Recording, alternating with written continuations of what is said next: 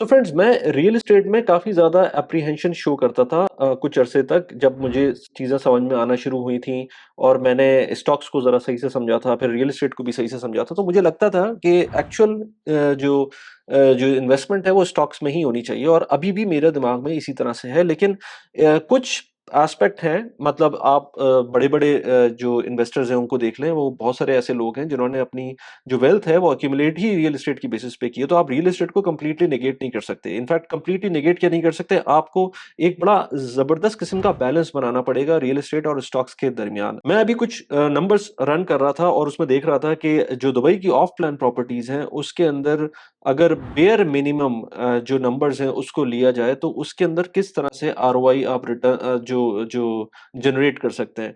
तो आरओआई का मतलब क्या है? Returns of investment. तो रिटर्न ऑफ इन्वेस्टमेंट का मतलब ये है कि आप जो भी पैसे लगा रहे हैं, उसके क्या आपको जो जो प्रॉफ़िट है वो किस तरह से मिल रहा है, या आप उसको एनुअलाइज़्ड रिटर्न्स कह कह लें, वो किस तरह से आपको मिल रहे हैं।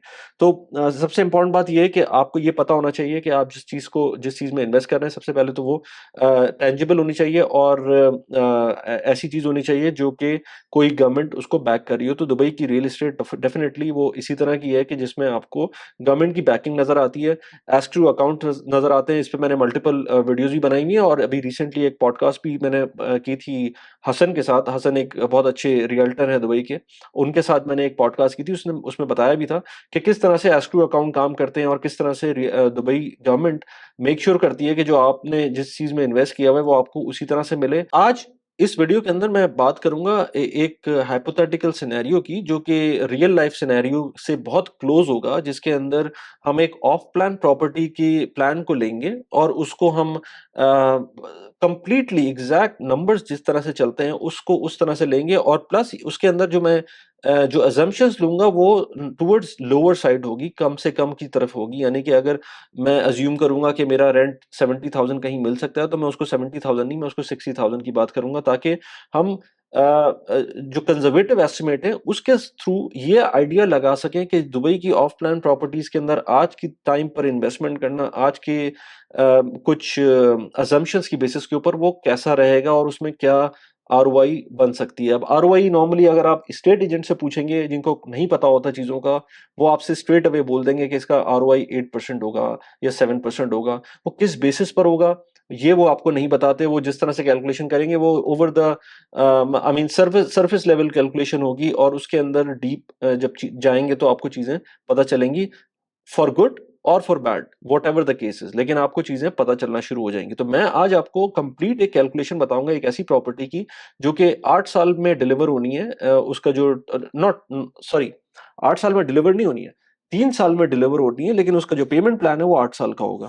तो इस तरह के हैं मल्टीपल प्रोजेक्ट्स। कुछ प्रोजेक्ट्स होते हैं जो कि आपको 4 साल की डिलीवरी देते हैं, कुछ प्रोजेक्ट्स 3 साल की डिलीवरी देते हैं और कुछ प्रोजेक्ट्स उन्हीं में 3 साल पोस्ट हैंडओवर प्लान देते हैं और कुछ 4 साल का पोस्ट हैंडओवर प्लान देते हैं। मैं एक प्रोजेक्ट को देख रहा था जिसके अंदर उन्होंने 8 साल का पेमेंट प्लान दिया था और 3 साल के बाद उसको डिलीवर करना था। यानी कि आज आप बुक करें, 3 साल बाद आपको प्रॉपर्टी मिल जाएगी और उस 3 साल के अंदर आपको पर्टिकुलर अमाउंट पे करनी थी और उसके बाद फर्दर उसके जो भी अमाउंट बाकी की थी वो अगले 3 साल या 4 साल के अंदर पे करनी थी। सो अगर आप एक्सपर्ट हैं, डेफिनेटली पैसे भेजते होंगे पाकिस्तान, इंडिया, बांग्लादेश, कहीं भी पूरी दुनिया में कहीं भी पैसे भेज सकते हैं। अगर आप यूएई, यूएस, कनाडा, कहीं भी सऊदी बेस्ड हैं, तो आपके पास एक बहुत अच्छी ऐप का ऑप्शन है जो कि रिमिटली है। रिमिटली के थ्रू आप जब भी मेरे रेफरल कोड को यूज़ करेंगे तो आपको 40 दिरहम्स का रेफरल बोनस मिल सकता है, या 40 रियाल्स का रेफरल बोनस मिल सकता है, या लेट्स से $20 का रेफरल बोनस मिल सकता है, डिपेंडिंग ऑन किस लोकेशन पर है। तो रिमिटली की ऐप का जो रेफरल लिंक है वो मैंने नीचे डिस्क्रिप्शन में दिया हुआ है, आप उसको जाके यूज़ कर सकते हैं। Now let's get back to the video. थी। तो मैं कुछ इस तरह का सिनेरियो इस वक्त बनाऊंगा। अभी एक्सेल शीट की तरफ चलते हैं और उसके अंदर फिर देखते हैं। सो एक्सेल शीट के अंदर आप देखेंगे कि मैंने एक मॉडल बनाया हुआ है, एक इस तरह की प्रॉपर्टी का, जिसके अंदर उसकी जो एक्चुअल प्राइस है वो 8 लाख दिरहम है। 800,000 दिरहम उसकी प्राइस है, जिसके अंदर आपको 15% उसकी डाउन पेमेंट करनी है। यहाँ पर आपको नजर आ रहा है। तो बेसिकली 4% उसकी डीएलडी पे करनी है। डीएलडी का मतलब है तो होता है दुबई लैंड डिपार्टमेंट फीस। तो लेट्स से 4% आप डीएलडी जब पे कर देंगे, उसके बाद कॉस्ट ऑफ एक्विजिशन 1000 दिरहम। ये ऑफ प्लान प्रॉपर्टी होगी जिसकी आपको price let's say one one BHK apartment है, उसकी प्राइस 800,000 दिरहम्स है, जिसकी आपने डीएलडी पे कर दी, जो कि आपको खरीदने के टाइम पे देनी है 32,000 दिरहम्स। उसके बाद कॉस्ट ऑफ एक्विजिशन ऑलमोस्ट 1000-2000 दिरहम आती है, तो मैंने 1000 दिरहम, इससे भी कम आती है इनफैक्ट, तो वो कर ली। और ये इसकी डेट मैंने रखी 1 दिसंबर 2023। आज मैं उसको लेट्स से जब भी ये वीडियो अपलोड होती है, मेरे ख्याल से जनवरी में होगी, जनवरी 2024 में होगी, तो मैंने अज्यूम किया कि 1 दिसंबर 2023 को मैंने इसकी पहली इंस्टॉलमेंट पे की है, पहली डाउन पेमेंट पे की है। डाउन पेमेंट जो मैंने पे की है वो 1,20,000 दिरहम की थी, जो कि 15% की डाउन पेमेंट बनती है 8 लाख दिरहम्स के हिसाब से। उसकी पहली इंस्टॉलमेंट भी मैंने 1 दिसंबर 2023 को पे कर दी, जो कि 8,000 दिरहम बनती है 1% की। 1% आपने बहुत मशहूर सुना होगा दुबई के अंदर, आजकल 1% पेमेंट प्लान बहुत ज़्यादा चला हुआ है।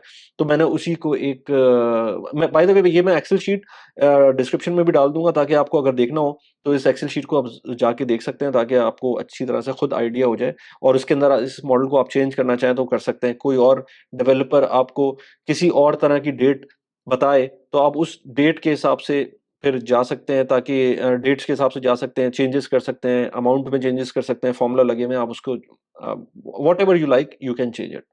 बुलेट पेमेंट्स के ऑप्शन भी आते हैं, वो भी आप डाल सकते हैं इसके अंदर, मैंने अभी नहीं डाले हुए इसके अंदर। अच्छा, इस डेवलपर ने आपको प्रॉमिस किया है कि 3 साल बाद आपको हैंडओवर मिलेगा, यानी कि 1 दिसंबर से लेकर आपने अब 1% पेमेंट प्लान शुरू किया, और ये आप जाते रहे अंटिल आई मीन दिसंबर 2026।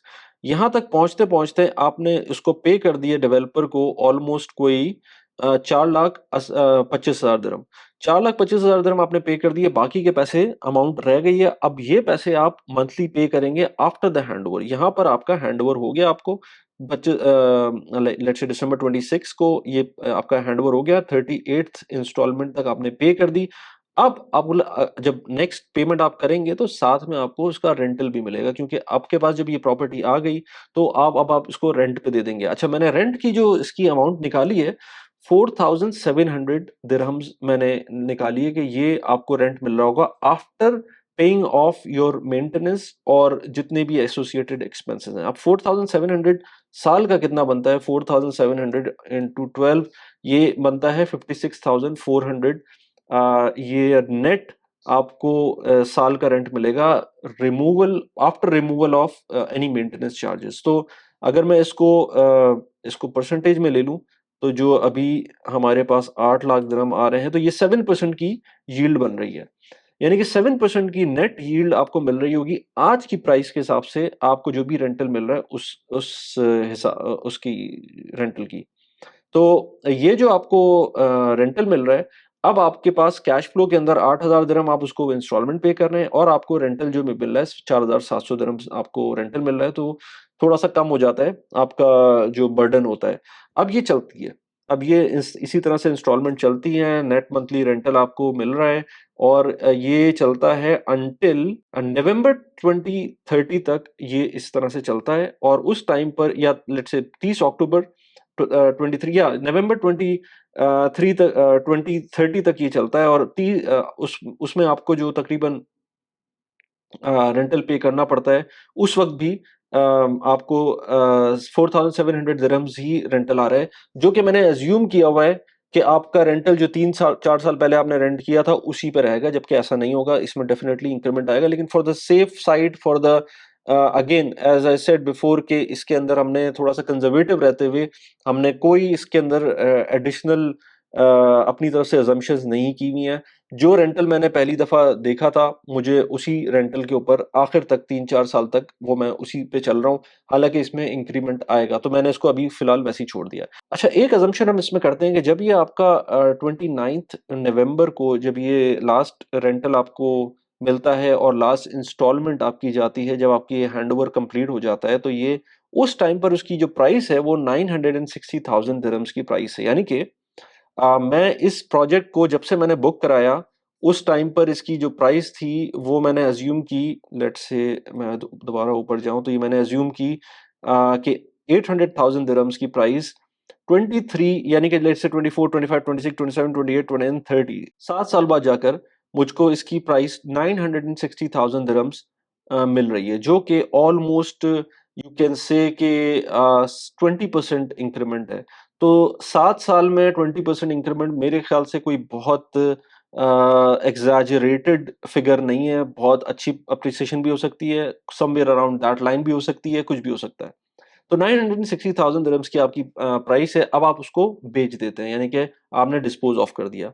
अब आप मुझे ये बताएँ कि आप निकाल सकते हैं इसकी कि आरओआई क्या बन रही है?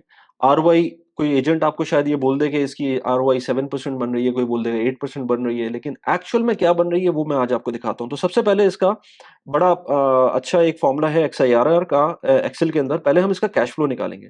तो कैश फ्लो अज़्यूम करता हूँ मैं सिवाय जो हमारा रेंटल आ रहा है, सिर्फ जो मंथली रेंटल आ रहा है वो हमारा पॉजिटिव होगा, यानी कि हमारे पास पैसे आ रहे हैं। तो ये मैं उसको यहाँ पर कैश फ्लो के अंदर उसको लिख लेता हूँ।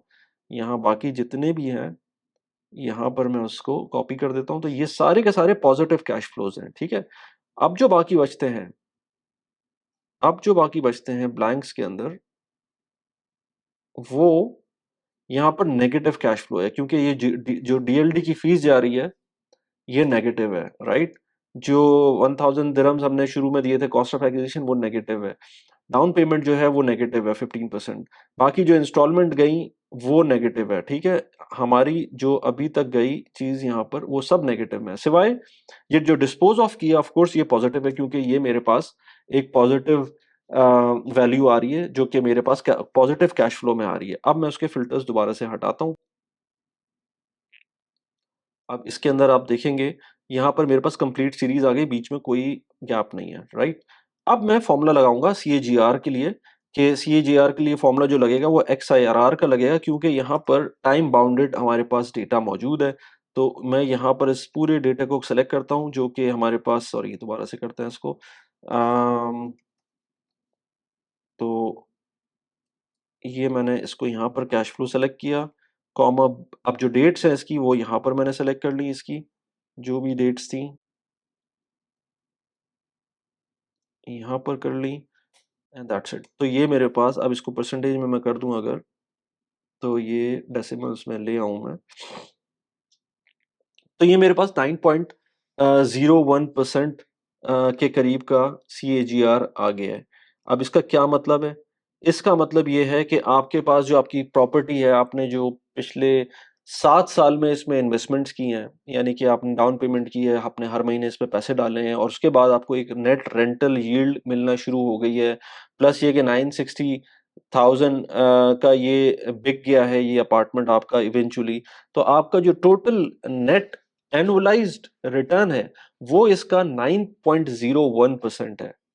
तो अगर आपसे कोई बोले कि ये जो 8 लाख की प्रॉपर्टी है ये 960 में बिक रही है, तो इसका मतलब ये 20% का आपका तकरीबन आपका जो रिटर्न है वो बन रहा है। तो 20% का रिटर्न तो आपका सिर्फ एप्रिसिएशन में बन रहा है, जो बीच में पैसे गए हैं वो कहाँ गए? उसको नहीं निकाला ना उन्होंने।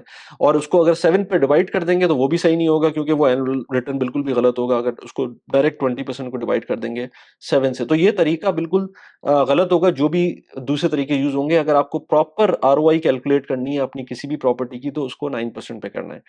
अच्छा, ये तो बात हो गई कि आपकी जो पैसिव इनकम थी, इन्वेस्टमेंट्स थी, वो इस तरह से उन्होंने आपको रिटर्न दिया 9% का over the period of 7 years, और आपने उसको एन्जॉय किया और इवेंचुअली उसमें आपने थोड़ा-सा पैसे भी बना लिए। इन केस आपको इसको इम्प्रूव करना है इस आरओआई को, तो फर्ज़ करते हैं, अब थोड़ा-सा असम्पशन मैं एक्स्ट्रा करता हूँ। फर्ज़ करते हैं कि यहाँ पर लेट्स से इस पॉइंट पर ये जब आपको हैंडओवर हुआ अपार्टमेंट, क्योंकि नॉर्मली होता क्या है, जब जब ऑफ प्लान प्रॉपर्टीज हैंडओवर होती हैं उस टाइम पर नॉर्मली होता ये है कि आपकी जो प्राइस होती है वो अप्रिशिएट कर जाती है उस टाइम पर। तो कभी कभी 10% 15% प्राइसेस अप्रिशिएट कर जाती हैं, कभी 20% भी कर जाती हैं। तो हम अज्यूम करते हैं एक नंबर, लेट से कि यहाँ पर प्राइस अप्रिशिएट करती है और हमने उसके बाद कुछ नहीं पे किया।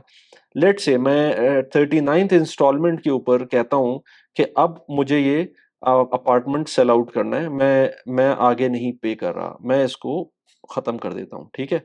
और उसके बाद मैं ये अज्यूम करूंगा दोबारा से कि मेरी प्रॉपर्टी ने जो 3 साल में जिस टाइम पे हैंड ओवर हो रहा है उस टाइम पर 960,000 मुझको रिटर्न दे रही है वो, राइट। एक मैंने डिसाइड किया था कि 7 साल बाद 960,000 होता है, और एक मैं डिसाइड कर रहा हूँ कि अभी मुझको मिल रहा है 960,000 दिरहम्स, वो जो कि हो सकता है। वो अप एंड डाउन कुछ भी हो सकता है, लेकिन मैं अज़्यूम कर रहा हूँ इस टाइम पर। तो XIRR का अगेन मैं यहाँ पर फ़ॉर्मूला लगाता हूँ, तो यहाँ पर आपको कॉमा यहाँ डेट्स है, तो इसके ऊपर जब मैं डेट्स पे जब लगा दूँ, तो इसका जो परसेंटेज में बनेगा, अभी परसेंटेज लेके आ जाता हूँ, तो 11% बन रहा है, राइट? सो 960,000 दिरहम्स अगर मैं अज़्यूम करता हूँ कि मुझको आफ्टर 7 इयर्स बाद मिले या मुझको 3 साल बाद मिले, it depends on the project basically. So अगर 960,000 मुझे फ़ौरन मिल रहे हैं, तो ज़्यादा बेहतर ये है कि मैं फ़ौरन भेज दूँ, ताकि मेरा जो जो प्रॉफ़िट मार्जिन है वो 11% पे पहुँच जाएगा, या ROI है वो 11% पे पहुँच जाएगी, rather than waiting for next 4 years, जहाँ पर हो सकता है मुझे सेम प्राइस ही मिले उस प्रोजेक्ट की। तो अगर 960,000 ही प्राइस मिलती है तो फिर कोई फ़ायदा नहीं है। So it all depends on you कि किस तरह से आप अपनी आरओआई मैक्सिमाइज़ कर सकते हैं या करना चाहते हैं। तो मैं इन्हीं टॉपिक्स के ऊपर मल्टीपल वीडियोज़ बनाता रहता हूँ, और इसी से रिलेटेड मैं प्रॉपर्टीज़ को भी रिव्यू करता रहता हूँ। यहाँ पर एक वीडियो आपको नज़र आ रही होगी एंड स्क्रीन के ऊपर, जहाँ पर आपको दिख रहा होगा कि एक रीसेंट वीडियो मैंने एक बनाई थी किसी दुबई के रियल एस्टेट प्रोजेक्ट के लिए। इसी तरह से मैं पैसिव इनकम के ऊपर मैंने रिसेंटली एक बहुत अच्छी वीडियो बनाई थी, उसके ऊपर काफ़ी आप लोगों ने पॉजिटिव रिस्पॉन्स दिया था, तो यहाँ पर उसका लिंक लगा दिया। कैसी लगी वीडियो प्लीज़ मुझे बताइएगा। Thanks for watching the video. Bye bye.